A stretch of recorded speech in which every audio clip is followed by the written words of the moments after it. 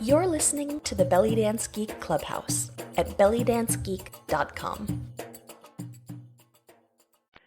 Hi, everybody. I'm Nadira Jamal, and welcome to episode 33 of the Belly Dance Geek Clubhouse. The Clubhouse is a place where dancers can get together and geek out on all of those things that are hard to get in classes and on DVDs. If you want to get help with the what, things like technique or combinations or choreographies, it's very easy to find information. But if you want to learn about the why and the how, so things like culture, the music, professionalism, business, those things are a little bit harder to get.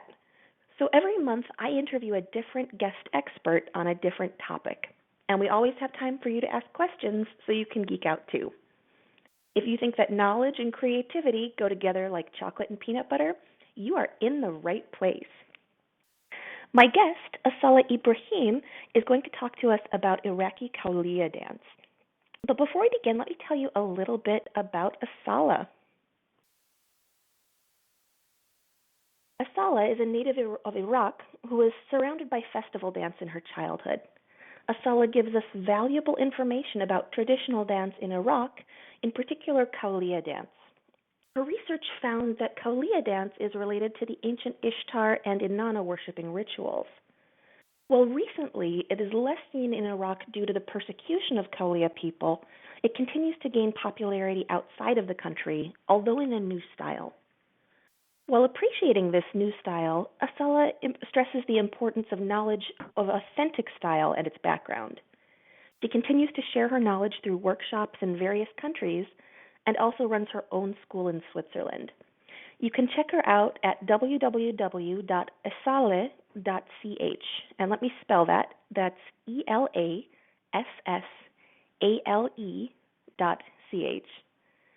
Thank you for joining me, Assala.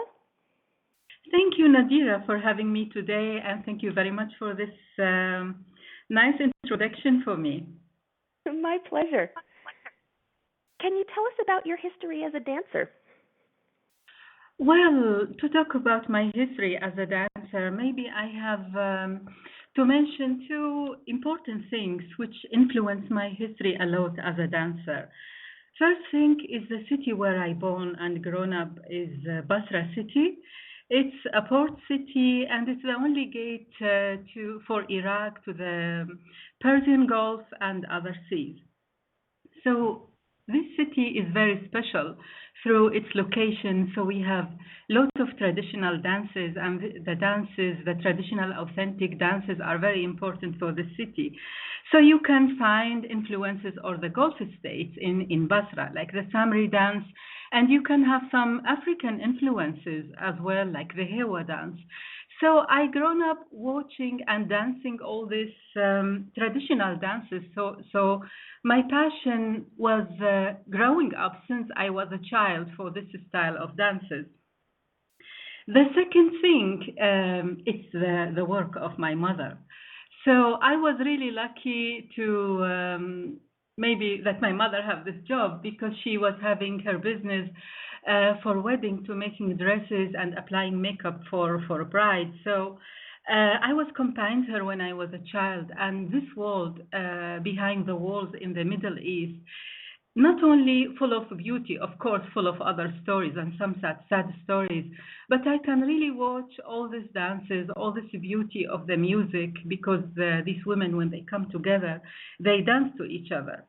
And maybe when you ask some Arab dancer about their heroes in dance, so for sure you will hear Samia Gamal or Tahia Karyoka or Naima Akif.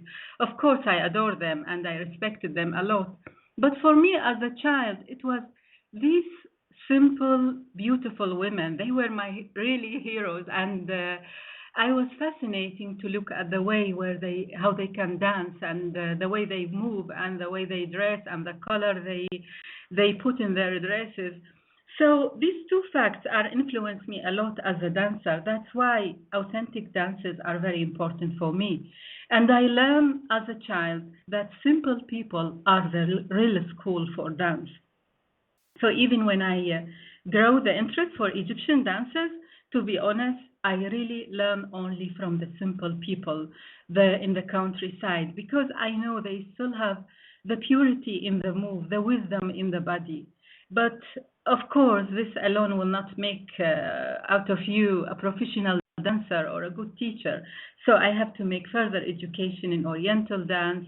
And I wanted really to present this authentic move in a professional way. So I learn, I make some training in yoga, Pilates, and breathing technique, etc. Hmm. And how did you become a professional dancer? Well, it's a long story, of course. You cannot really be from one day to another a professional dancer. I start really dancing very early. And when I come to Switzerland in 1993, because of the language, it was a barrier for me, and I wanted to express myself. I wanted to express this heritage, this richness of my culture. So I love dancing, so I really focus on learning the dance. And it was just in the language school, we have a party, and I start dancing in Switzerland. And some ladies who visiting the belly dance courses, they were saying, "Oh wow, you can dance! Why not you are teaching us?" And I was thinking, teaching? No, no, no, I am not a teacher. But you know, this is the way it was starting really to teach, and my journey of searching in dance started not only for myself like before or my friends when I was in Iraq. Hmm.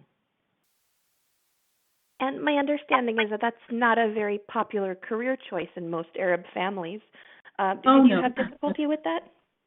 Yes, a lot, really. Although my family are quite open-minded, and you know, my brothers, they are professor on the universities, and they see that boys and girls sit together in the university, but they still cannot understand why a girl who study in the university and make a degree in education, and she can be a secondary school teacher, choosing this way. So at the beginning, there was kind of really boycott. So especially the brothers, you know, they have it very difficult to accept.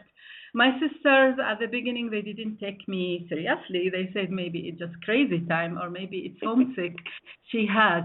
That's why she chose this way. But now I think more or less they accept it. But to be honest, they never attend any of my performances. Mhm. So our topic for today is Kaulia dance, and I know that many of my listeners have seen this word on the internet, but I think there's a lot of misunderstanding about it. Can you tell us what the word Kaulia means? First of all, the word Kawliya is the word for the people and not for the dance. So in Arabic, when we describe the adjective for dance, either we say al-raqs al-kawli, or we say Kawliya's dance, so it's the dance which belongs to the Kawliya.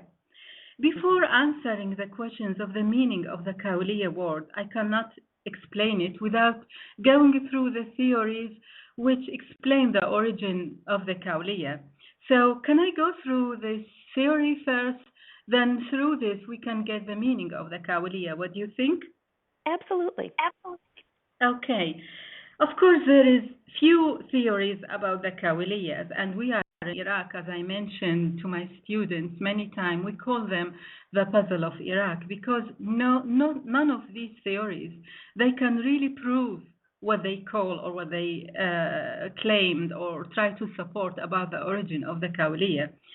We have a lot of theories, sorry, not really a lot of theories, because they are not really interested in this group of people. So we have the few theories we have about the Kauliya.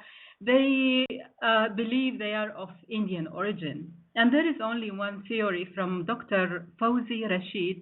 He's a professor at the university. He was a professor at the University of Baghdad, because he's not living anymore. He has totally another theory from the majority of anthropologists, what they think of the Kauliya. So let us first go to the people or anthropologists who think Kauliya are come from Indians. One of these theories say they come from Afghanistan, from Kabul city. So people in Iraq call them Kabuli, the singular, or Kabuliya, from Kabul city. That's why with the time this changed to Kauliya. And the other theory, they said, because they have a long time ago a king, his name is Kaul, so they call themselves Kauliya to honor their kings. So all these theories go to this direction. They are from Indian origin. But Dr. Fawzi Rashid, he was totally different in his theory about the Kauliya. He believed that they are the native people of Iraq. They are living since in Babylonian and Sumerian time. And he tried to support his theory with the language of a group in Iraq who's still living, the Mindaiyin. They are followers of Johannes or John, I think, in the Bible. I'm not really sure how they call them. And their language are still close to the Sumerian language. And he checked the word Kauliya in their language, and he found out it means friend, because they are very friendly tribe, and still they were and still very friendly tribe. We never noticed any violence from these people in Iraq, even in the crazy time, which through all the country we have a lot of violence. These people were totally neutral in Iraq.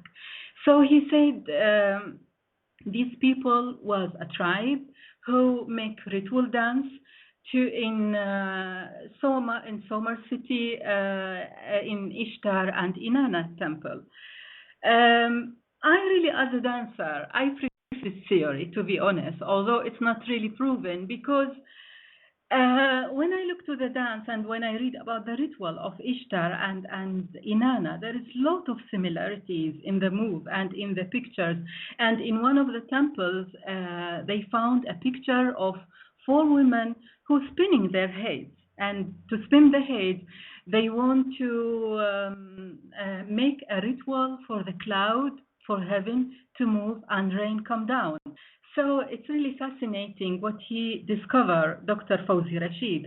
But nobody really supported or want to accept his theory. But I hope in the future I will follow this theory and try really to find his relative maybe and to talk more about his theory. So this is the meaning of the Kauliya, either from Kabul, Kabuliya, or from Kaul King in Indian, that's why Kauliya, or what Dr. Fawzi Rashid, Kauli mean friends, and Kauliya mean friends. So Kauli friend, singular, and Kauliya, the plural. And I think especially here in the United States, a lot of us think that the Middle East is very homogenous, that everybody is the same. And that's very much not true. Are there many cultural differences between the Kauliya and Arab Iraqis? Well, these things really kept my mind busy for many years. I mean, if the theory, or theories, the few theories which really say that the Kauliyas are of Indian origin, how comes this group, all this culture and the culture of their ancestors are totally deleted? I mean, if you look to the gypsies in Spain or gypsy in Balkans, you can still follow some roots and you can still follow some traces to relate them to their origin. But believe me, the Kauliya people in Iraq, you can live with them many years and you will never discover if you are not knowing they are Kauliya, you will never know that they are Kauliya people. But what's the difference? I go again to the theory of Dr. Fawzi Rashid. This tribe, if they are the ancestors of the tribe from Somar, their work at that time was this ritual dance. And as we know that prostitution at that time in the Babylonian and Sumerian time was holy. So these people, when it's hard to exist, their women, they can work as a prostitutes to support their family. And they are not thinking that their women, their sisters or wife are less value because they are doing this. And I think this is the difference between the mentality of the conservative people in Iraq are the Kauliya people. A Kauliya man, he can't see his wife or his daughter dancing and he can play music for her. While in an Iraqi man, he cannot accept this. He cannot accept to see his wife or his sister dancing and he's playing music for her. So this is the thing, this is the main things maybe, or the reason of the rejection for the Iraqi society for this tribe. Well, it's really a bit confused because a bit confusion because I read once in an Arabic article, one of the anthropologists mentioned that when he met the Kauliya, they still have just little words of their origin language, very little. So again, this open another questions why they have still some words. My feeling as Iraqi, it could be that really the gypsies who come from India, they mix with this tribe in Iraq because this tribe was practicing singing and dancing, and the gypsy have this when they come, and maybe they support each other or they mix with each other. This is just a theory from side. That's why this big confusion about the Kauliya people in Iraq. But believe me, I met people in Basra city, Kauliya. If they will not tell you that they are Kauliya, you will never see this on them. Mhm. And what is their social status in Iraq? Are they, you've mentioned that there is some rejection. Yeah. Well, this is a very sad story, and I mean, it's not only for the Kauliya in Iraq, the gypsies in Iraq, it's the story of the gypsy around all over the world. People just need to feel superior upon somebody. And the Kauliya is really the weakest minority in Iraq, and people look at them really down, and they are discriminated. And as you know, now the situation in Iraq and just few years ago is really crazy situation, lot of violence and lot of chaos in the whole country. And I mean, for other part or other minority of Iraq, the situation gets better. But I'm really sorry and sad to say this, but for the Kauliya, it always went from bad to worse. So they are rejected, they are isolated from the rest of the country. There is no school, there is no drinkable water. I try really to make connection, I mean, with the ICRC, the Red Cross, the International Committee of Red Cross in Iraq, in Geneva here in Switzerland, and they said, unfortunately, it's very difficult to get in to their village because they are really isolated and it's very dangerous to make any connection with them. So the problem is not only that people look at them as a low class, the problem that they are really starving and that they have not the human way to live. I mean, the condition of their living is really very poor and very sad. Mhm. And has this been true for a long time, or is that a recent change? Well, to be honest, I mean, in the time of the Saddam Hussein regime, it was their golden time because he gave them the chance to get the Iraqi national citizenship. The citizenship, they can have their ID card, they can join schools, and by the way, the National Theater of Iraq, they were full of Kauliya's artists and musicians. So it was their golden time during the time of regime of Saddam Hussein regime. So it was not like this when he was on power. They were protected. And this was positive and negative. It's positive for them because they have somebody who protect them, and negative because people consider them as a supporters when when the regime was collapsed. People, especially the fanatics, Muslims, they think they are the supporters of Saddam Hussein and they should be punished for this because during his fire, his fest, and his festivals, he invited the Kauliyas dancers and musicians for even for his palace and his sons, his two sons. They were getting them to their parties and the high-ranking people as well. So this makes the gap more deeper. I mean, between the people in Iraq and the Kauliyas. So. yeah, it's really when things break down in the whole country, it started the situation for them to be really worse. That's very sad. Yeah, really. Because I mean, even if these people go to the parties of Saddam Hussein and his sons or his high-ranking people, they were powerful people. Nobody can say no to them. I mean, we know many stories about this. And I mean, if Uday Saddam Hussein want to take any beautiful girl from the street, he just can took it because they were so powerful. So, and Kauliya, they were a minority and they were just want to exist peacefully. So I think they were very easy target for these powerful people. And then they were punished even though they couldn't say no. Exactly. They can't say no.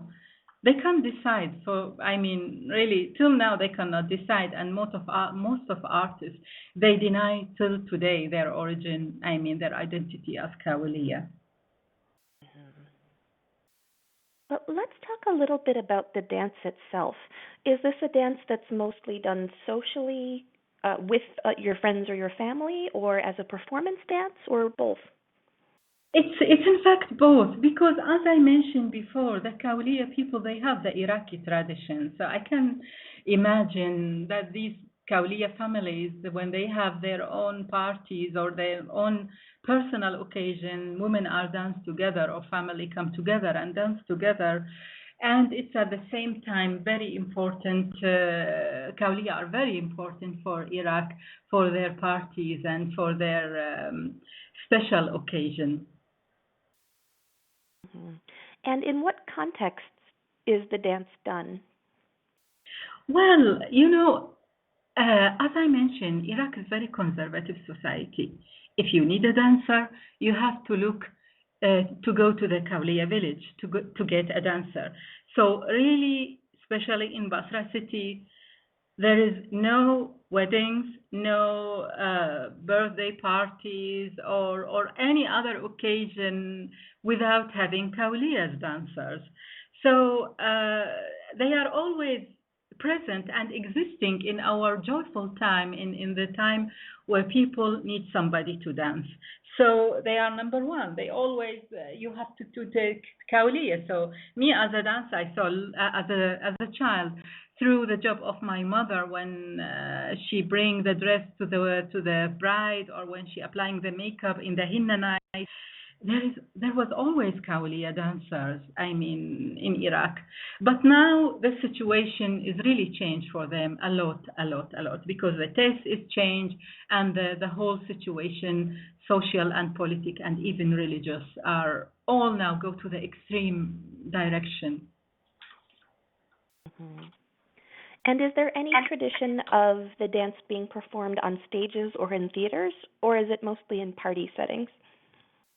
Well, again, we come to the same point of discrimination and looking at this dance as really a low class dances. A real beautiful Kauliya dance you can only see in the countryside of Iraq.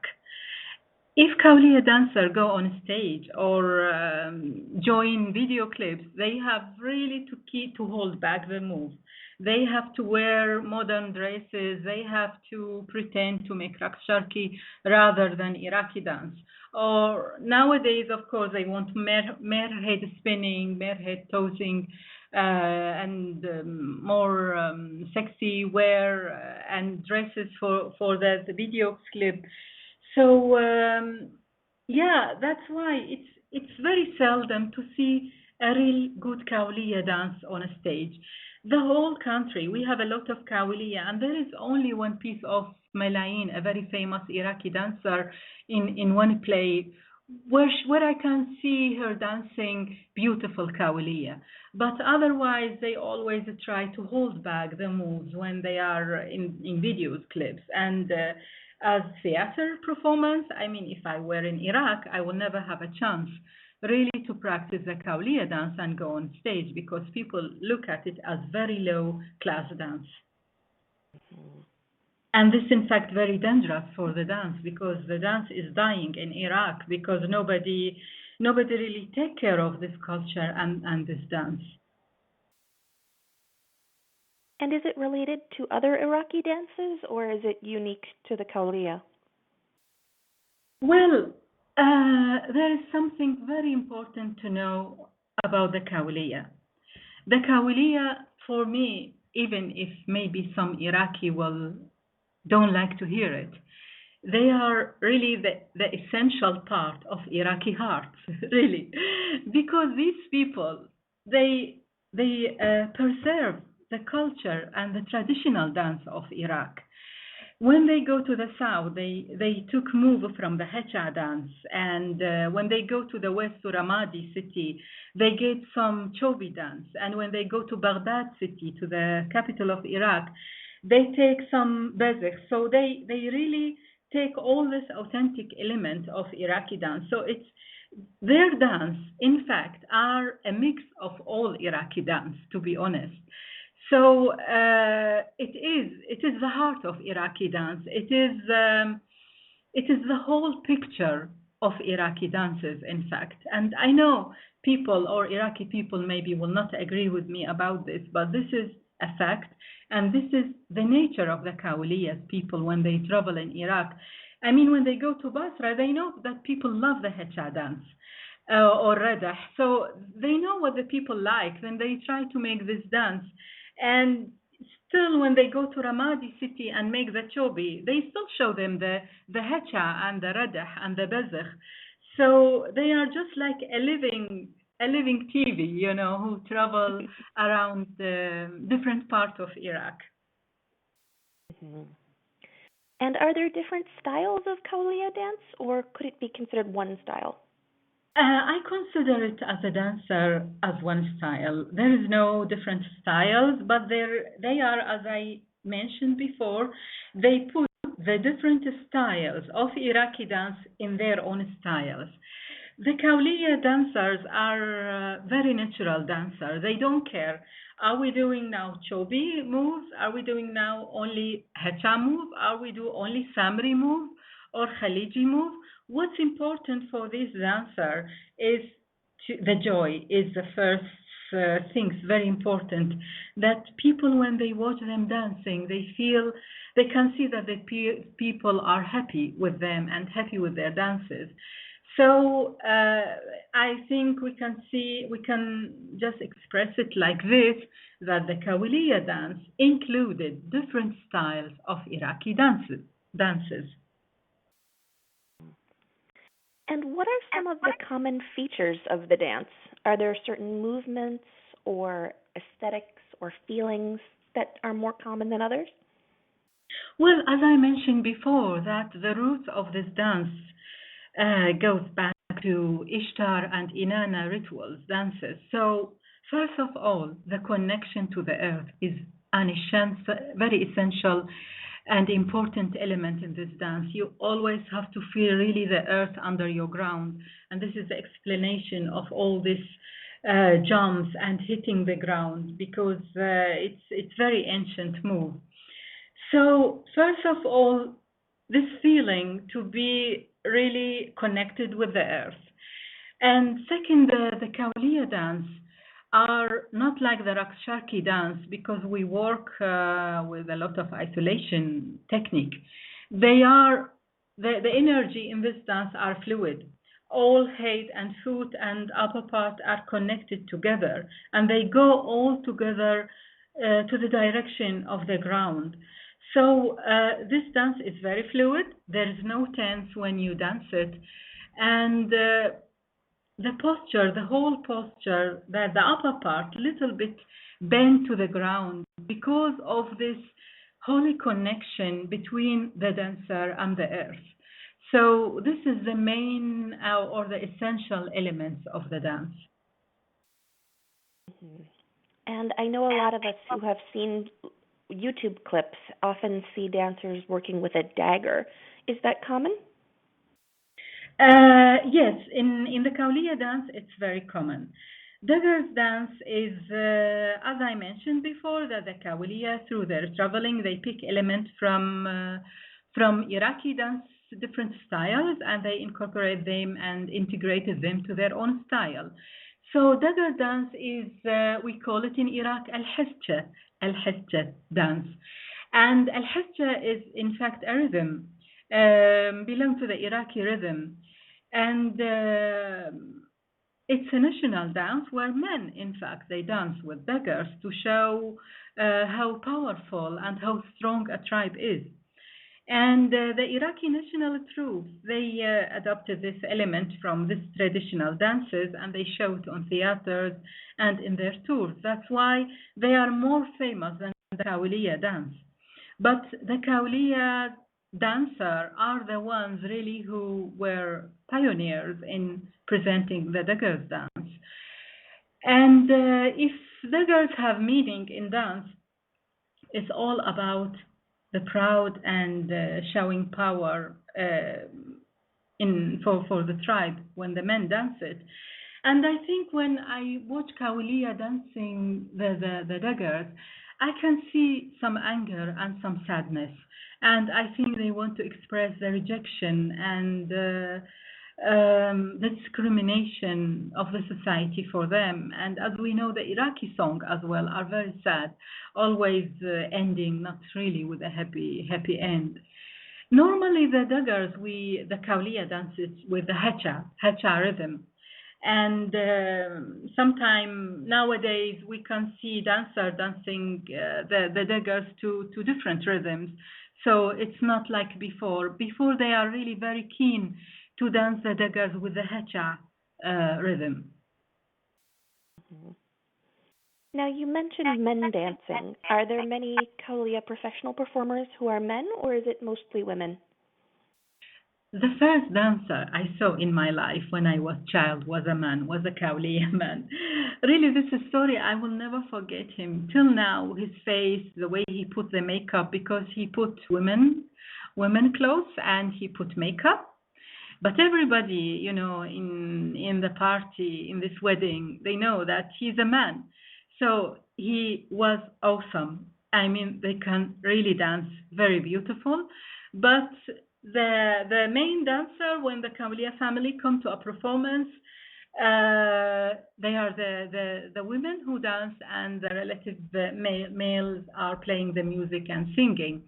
But I saw this man dancing, and it was my first really time when I was a child seeing a Kauliya male dancer. And of course, maybe they dance among themselves, but in a conservative society like Iraq, I think it's a must that women dancing in parties and in weddings. And I know another thing that we often see in video clips are dancers moving their hair. Is that an important part of the dance, or just the one that we notice?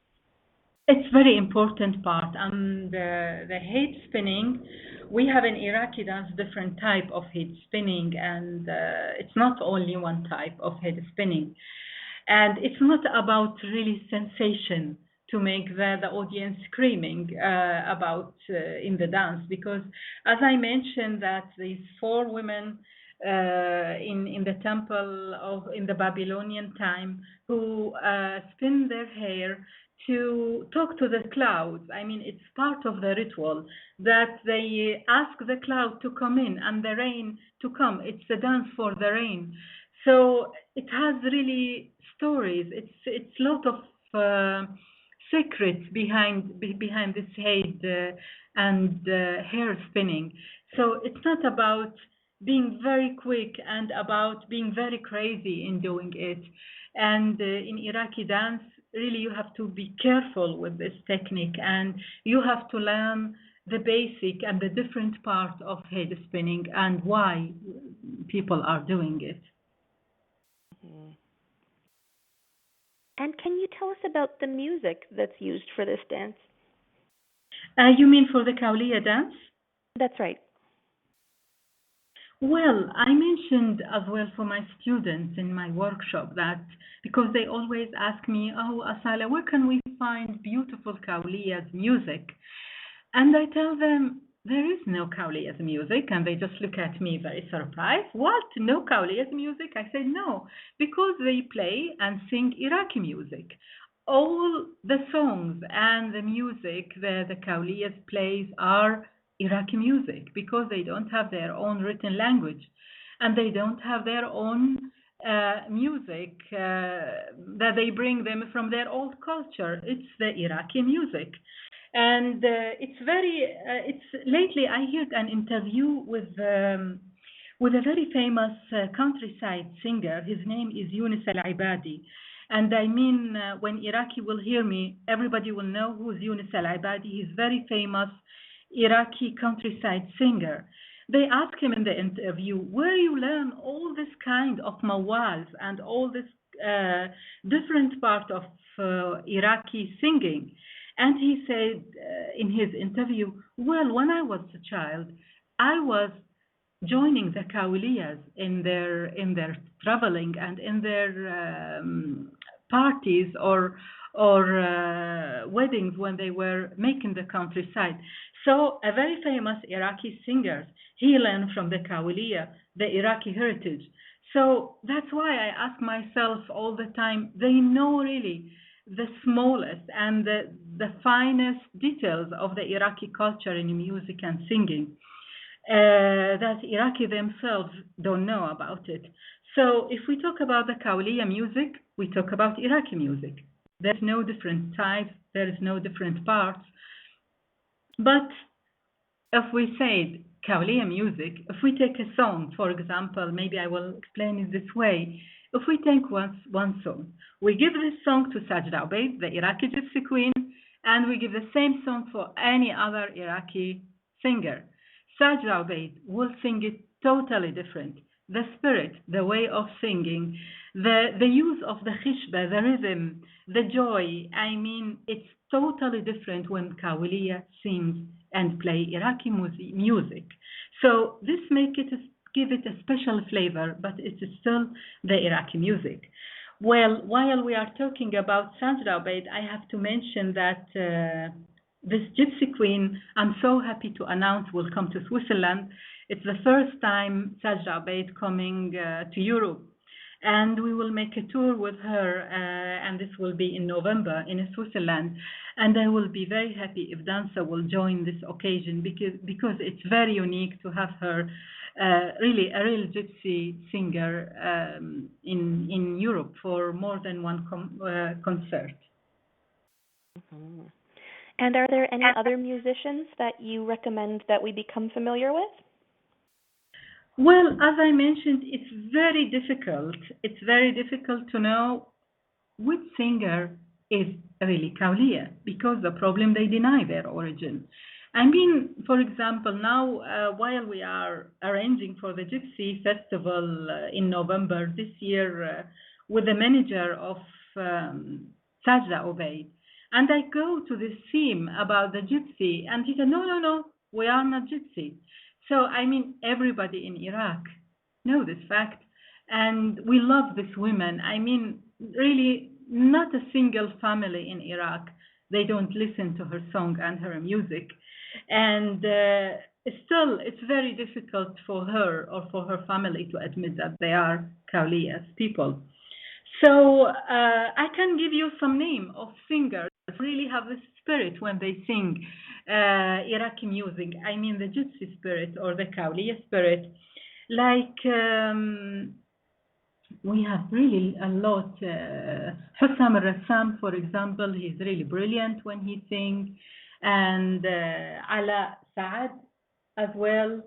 And Basim Al-Ali as well. And Rana Walid. So, by the way, we have Raqs Al-Kawliya page at the Facebook, and they have a lot of information. Maybe now it's difficult for listener to really recognize the name, but we have in this page a lot of information about the Kawliya. It's Raqs Al-Kawliya page in Facebook with a lot of information about the dance and about the culture and the music and all these names which might be important for dancers who really love the Kauliya dance.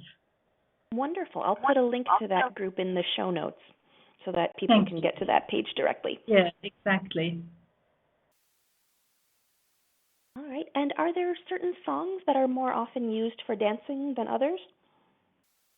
I mean, the songs of Sajja Babe and the song from the singer from the countryside, they have the spirit of the Kauliyas, and I posted a lot of clips of these famous songs in this page that the dancer can get to know these songs, and yeah, maybe it's useful if they can pay a visit to this page and they can find out about these songs. Absolutely. And are there two or three that you can mention now so people can look for them before they get to the page? Um, okay, I will try. I will try because it's Arabic. For example, I will take one song for Basim Al Ali and Sajda Abed, and it's mean Khala.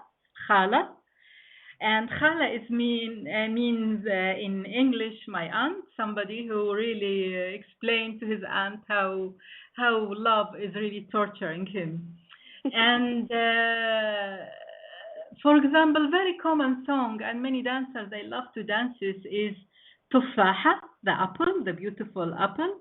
As well, Sajra I sing it, and Ala as well. Ala sing it Tufaha and Khala. These are very common songs. And for example, from Hussam Al-Rassam, Yel Afatni, the one who left me, Yel Afatni, Yel Afatni. So I used to post the name of the song in this page in Arabic so people can find it easily. Yel Afatni from Hussam Al-Rassam. Or Tayra from Hussam Al-Rassam. We have a lot of beautiful rhythm in this song, and what else? I mean, really, lot of songs. They have this style of Kaulia. Mm-hmm. Thank you. And again, everybody who is listening, you should check out the Facebook group that will be linked from the show notes so you can get direct links to examples and more information. Right. And when the Kaulia are performing, what kind of costuming do they wear? Well, this is a very important point, the costume for the Kauliya. In one of the interview of Basim Al Ali, is a very famous singer, I mentioned his Khala song, they really accused him in a negative way. I mean, accusation is a negative, or criticize him why he's using Kauliyas in dancer in his song, in his videos clip. Then his answer, he was not speaking about their skill in dancing. He speak, why not? They are wearing very modern dresses, very beautiful dresses. So behind this small sentences is a whole story. These people have to hide any sign of their culture or of their traditional way of dressing. So normally when they go to the countryside, they wear the traditional dresses of Iraq, the galabiyas. But when they combine famous singers like Basim Al Ali or what's his name? My God, I forget his name. Another singer, I really forget his name. He as well used his some kawliyat. They insist that these girls wearing these modern dresses, long dresses.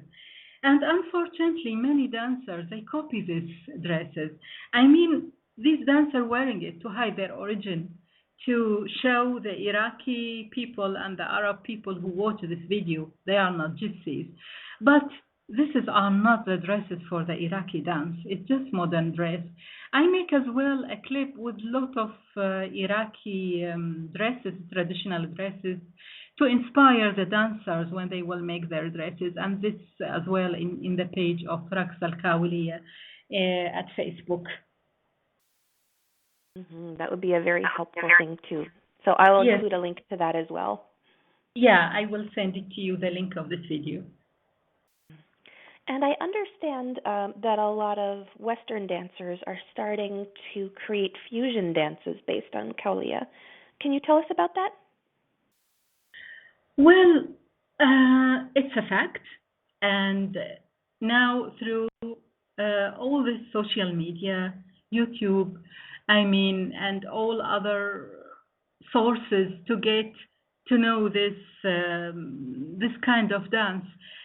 Of course, it's inspiring all this dancer. It's a huge inspiration for them, and maybe they feel relief and free when they are dancing. And I see this development really positive, and it's beautiful and nice that the dance is dying in Iraq and it's flourishing in the other part of the world.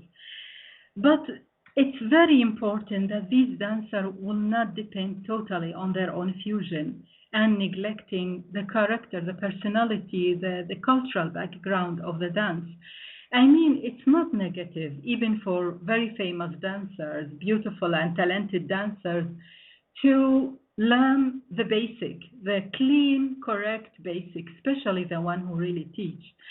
It's a responsibility. For me, teaching is really holy. You cannot really teach only fusion. You have to get this closeness to the culture, to dance with Iraqi people, to get a canal, to find out a canal to this culture, to get authentic move and not to depend totally on your own fusion.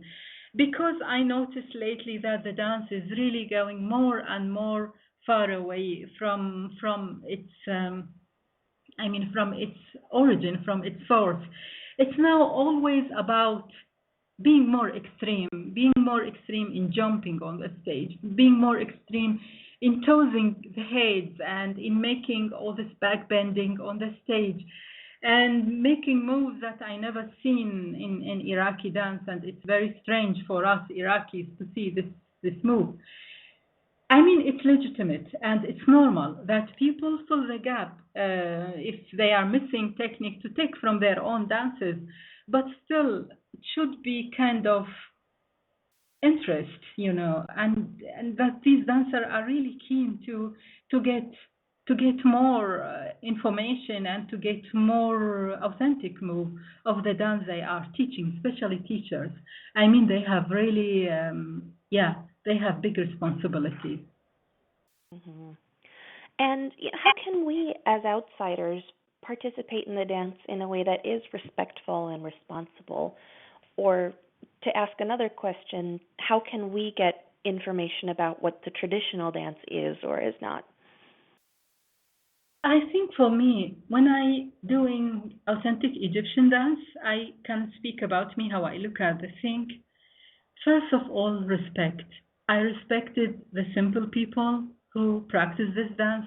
I respected the Egyptian teacher who teach this dance and look at them as a confidential source and never work against them and really try to cooperate with them and to take the move.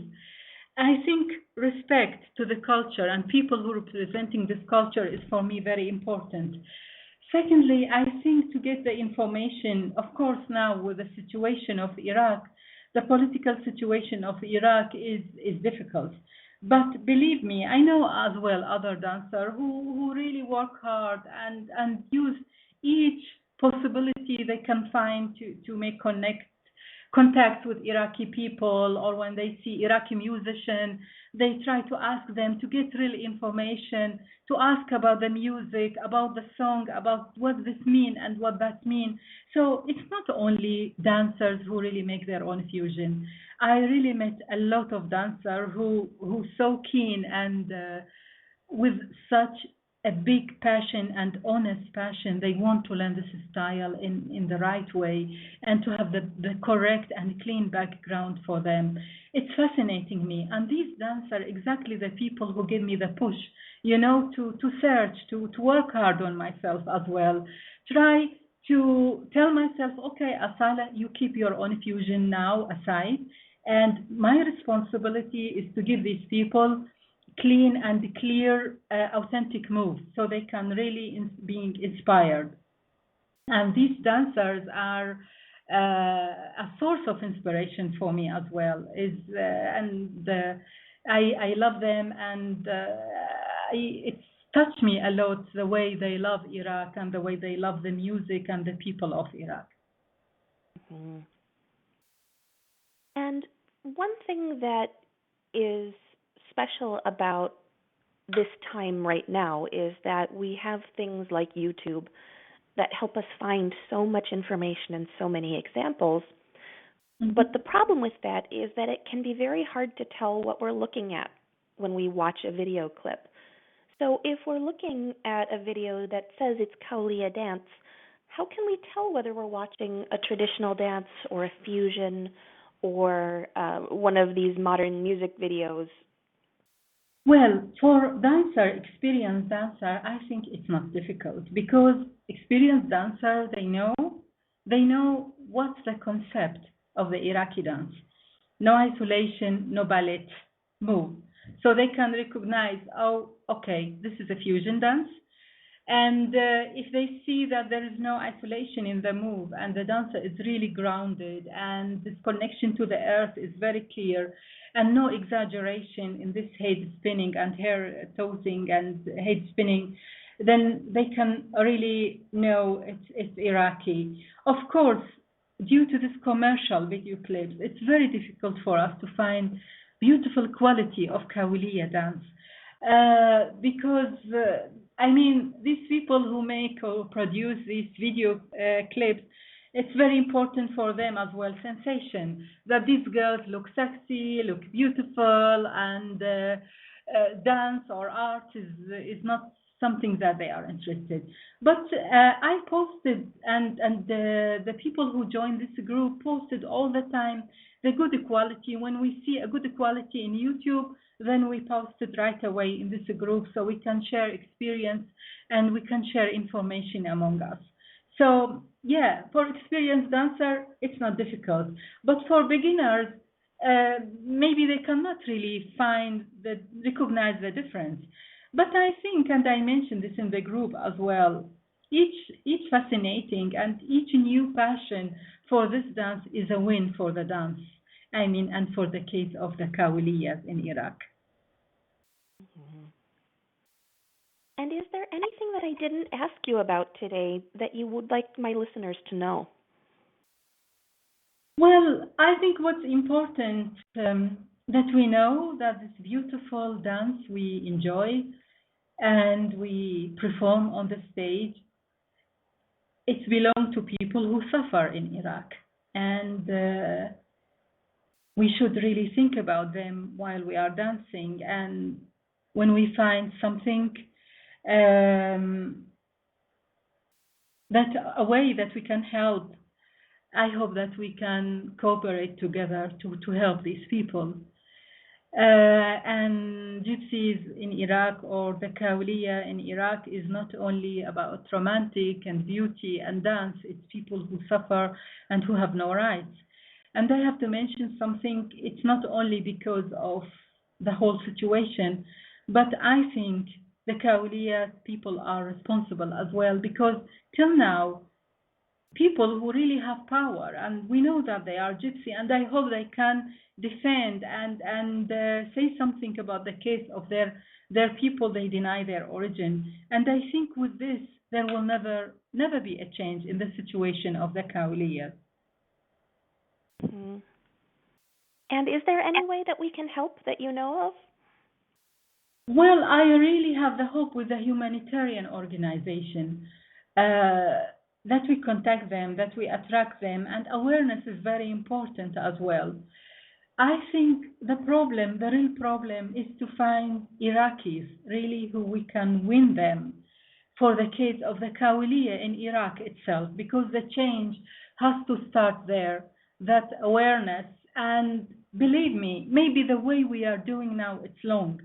Now I use the word Kauliya for the dance, although my Iraqi friends, they say, you are crazy. If you want to offend an Iraqi, you call him Kauliya and you use this word for your dance. I say, yes, because maybe I am a dreamer, but I want to use this word, and I don't know how many years it will take, that this word will take positive meaning, and maybe this positive meaning that we will have outside of Iraq will go back to Iraq. You never know. I mean, really, we never know how things can develop, and that's why I'm so happy that people are attracted by the Kauliya's dance and they want to practice it, because I'm looking really for, my goal is for later, how we can influence,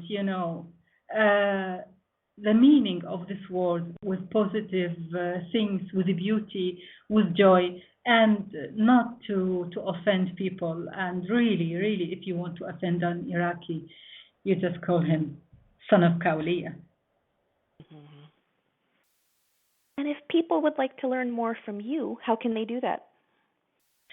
Well, I'm really very active dancer, and I'm very thankful for people who really see the quality of my work and supported me, and they want something really with depth and with understanding for their dances. So my next project is in a few days, is in Ahlan wa Sahlan Festival with Madame Rakia Hassan, and there will be a lot of masters in Ahlan wa Sahlan Festival.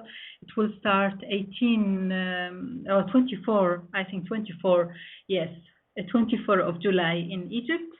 And we will have a project in Casablanca with the Nawara dancer. And this is end of August. We will go there, and I will teach for 1 week Kauliya's dance and Ashra Baladi. And then my beloved place, Mexico. It's like my second home.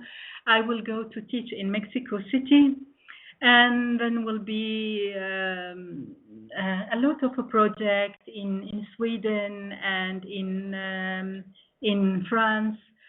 And don't forget, there will be a workshop with real Kawliya musician in the Gypsy Festival, and we will start 10th of November in Switzerland.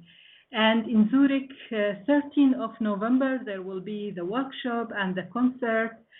And it's a very beautiful city to visit. And I mean, we will have the Gypsy Queen, Sajda Obaid, and there will be lots of space for everybody to dance on the theater. Wonderful. So people have to check my page on Facebook.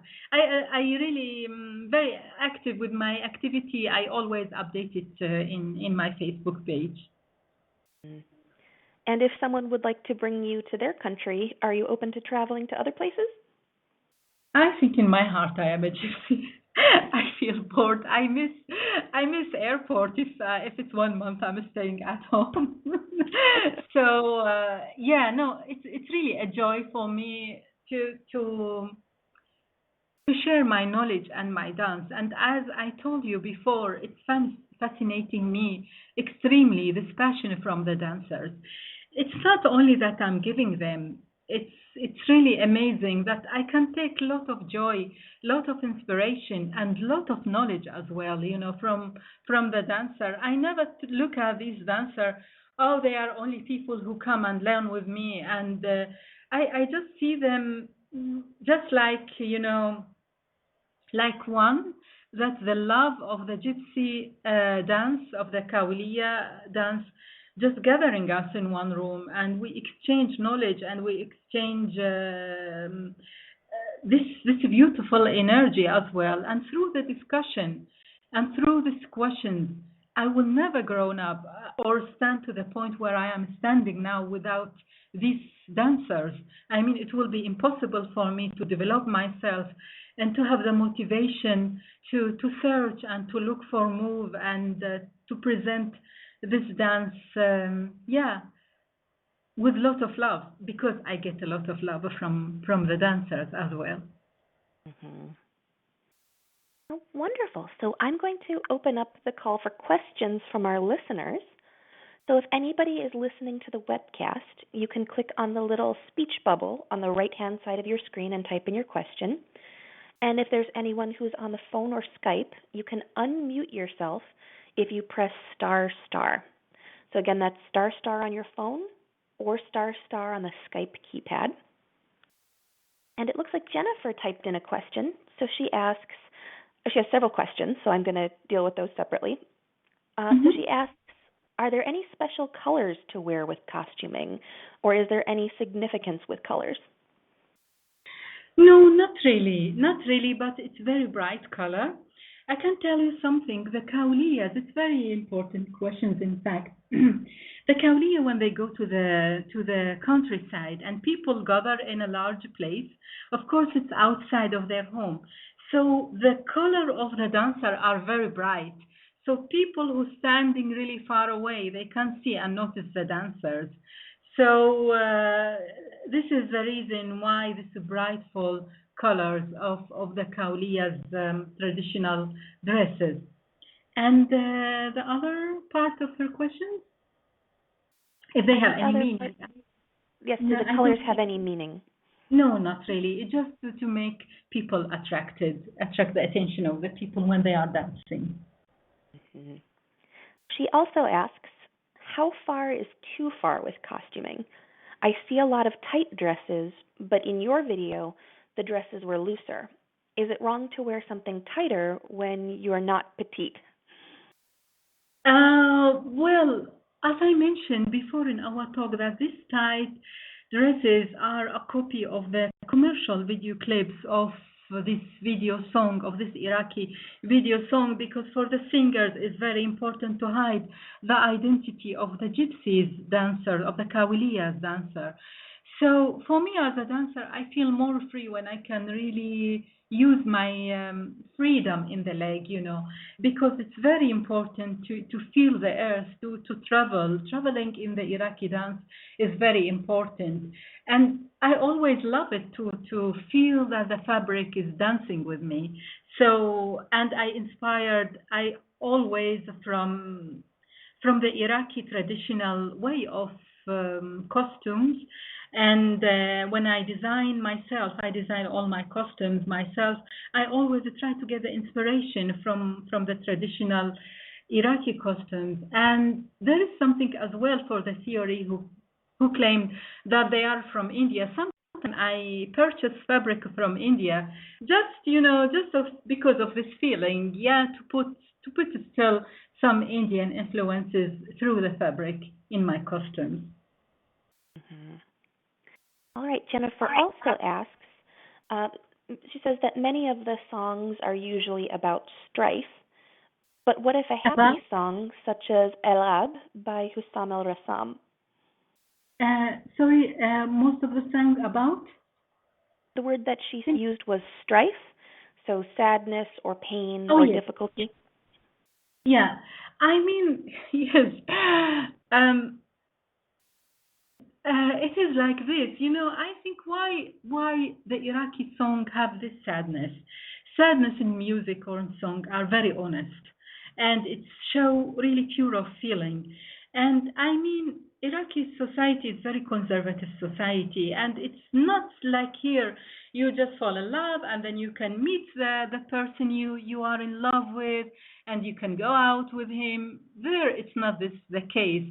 So the songwriters, they are expressing the feeling of these people who are longing to see these women, who are just waiting to see her go outside. And for sure, they cannot come together, maybe because she's from different tribe, or because he has not the social status that the woman has or the man has. So yes, unfortunately, it's like this. And don't forget that as well, that the mawal in Iraq is really sad because it's expressed not only love story, it's expressed the story of the whole nation. I mean, all these wars, all this violence which took place in Iraq, these songwriters are trying to integrate it in their songs. But of course, there is as well very joyful songs. I mean, if we really Google in YouTube Hussam al-Rassam, we will find a lot of joyful song, or Sajda Obaid. I mean, you can't sit when you hear the music of Sajda Obaid. This is her specialty. Even sad songs, she put a lot of joy in them. Mm-hmm. Jennifer also asks, What types of hip wraps or belts are acceptable? Hip move, you mean? What kind of Or hip? costuming for the hips? A hip scarf. Yes. Oh, thank you very much for this question, because really I forget about this. It's very important because this dance is coming from the ritual of Ishtar and Inanna. If we look to the pictures of the Ishtar and Inanna status in the temples in Iraq, she has really very bright hips. Her hips are not small. So hips are very important for the Iraqi dance. The dancers before, the traditional dancers, they always put hip scarf to emphasize this part um, of the body in the dance. So while the modern video clips of the song, they ignoring totally the hip scarf. They don't use it for the dancer. We see now most of the dancers who copy this clip, they never use hip scarf, but hip scarf is very important because Ishtar and Inanna, in all the way that they make their statues, they put this very feminine hips for them. And in the dance, the hips are very important in Iraqi dance. So I try as simple as possible. I really try always for my Iraqi dance to use very simple hip scarf to present and emphasize my hip while I'm dancing. I really cannot imagine myself dancing Iraqi dance without hip scarf. Mm-hmm. And is that usually just fabric, or does it also have fringe or other decorations?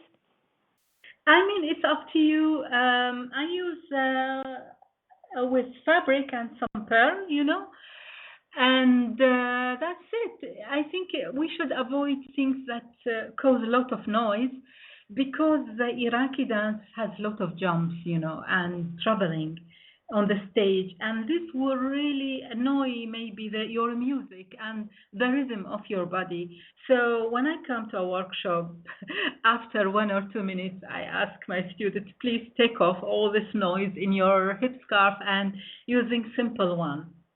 Mm-hmm. All right. Jennifer also asks, some costumes look highly similar to thobes. Is this are they related, or is this a modern thing being done to use a thobe and a shawl? Yes, the soap. As we mentioned, that the Samri dance is, we have this in Basra and the influences of the Samri dances from the Gulf countries. So some Kauliya, yes, they use sometimes thobe.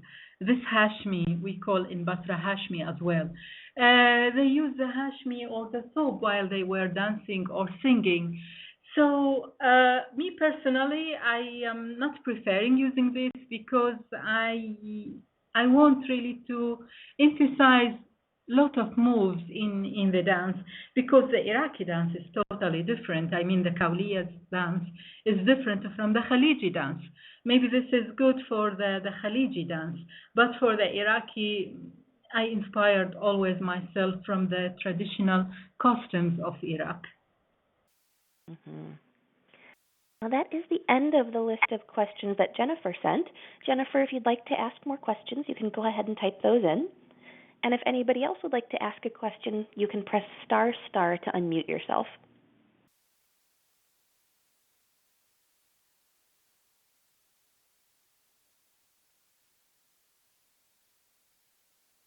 Okay, I don't see anything coming in yet, but if anybody is still typing, we'll take your question when you're done. But in the meantime, thank you so much, Assala. That was so informative. Thank you so much, Nadira, for being so patient because, because of my traveling, we really cannot find the right time. But now, really, we do it. And I'm so happy that we could be together and have this interesting conversation. Thank you for your interesting questions. And I felt really brilliant with you. My pleasure. That was worth waiting for. We do have one more question from Jennifer. She asks, are there any names for some Kaulia dance movements, or do you just watch and copy the movements and not worry about names? Well, this is the things that important to mention. Kauliya dance, it's never really, nobody take care of the Kauliyas dance in Iraq to really analyze the moves and give them name. And that's why people just do the move, you know. But now I'm doing a project, and this will include in my online teaching project, will come maybe yeah, we are starting the project, and I'm really intending to put name to the move, and I want really to honor Ishtar and Inanna and the Sumerian culture and give some moves, some names, so it will help us as well to remember the moves and to honor as well this old culture. Wonderful. Well, thank you again, Assala. Thank you so much. And thank you, everybody, for coming. This is the end of our call, but that doesn't mean that the conversation has to end. We have a private Facebook group just for Clubhouse members. I'll send you an email shortly with an invitation. And of course, you should definitely go and join Assala's Facebook group about Kauliya dance. My email will also include a link to the call recording if you want to listen to this again. And I'll also include a survey to ask for your feedback. I run the Clubhouse, but it's really for all of us. So if there are some topics that you would like to hear about, some speakers you'd like to learn from, or any ways that I can improve this, just let me know. And in fact, Assala's recommendation came from another dancer, so that's how we got together. Our next call will be held in August, but I don't have the dates yet, so keep an eye on your email for the announcement. And the last thing that I want to say is that this is the come on in kind of Clubhouse, not the no boys allowed kind. So if you know somebody else who would enjoy these programs, you can invite them to join us at bellydancegeek.com/clubhouse. And until next time, happy dancing. Thank you, everybody. Thank you very much, Nadira. Happy dancing, everybody. Bye. Thanks for listening. For more geek-tacular resources, visit bellydancegeek.com.